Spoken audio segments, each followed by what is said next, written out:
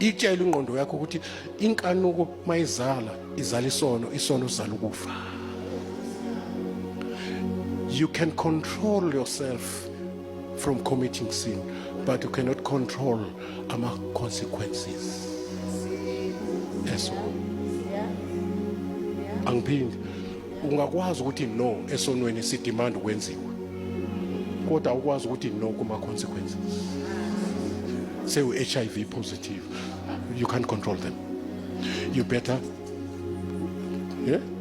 destroy amaqanda angaze kuphuma inyoka. Ibulala le nyoka in an egg form.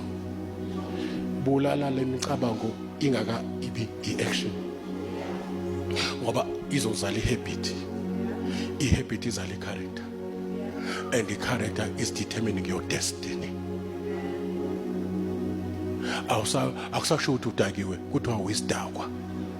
Ngoba usudakwe too much kwaze kwa decide your identity.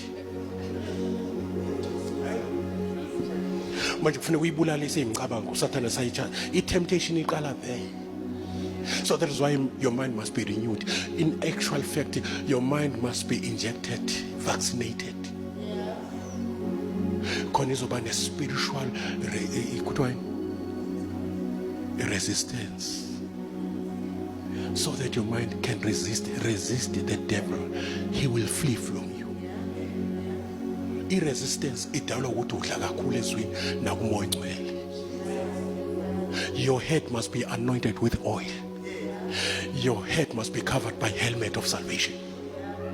I-helmet melizwi, i-anointing mel moya ongcwele. Asho i-helmet melizwi. Yeah, because i-helmet is the hope of salvation. Yeah, so ingqondo iyezwana ne-hope as izwana ne-peace. Ingqondo e-hopeless uyambona umnikazi wayo ukuthi lo muntu akanathemba. It cannot stand the forces of nature, the challenges of nature. Ingqondo hopeless. Amanye ama-depressions adalwa ukuthi there's no hope. But ucabanga desert.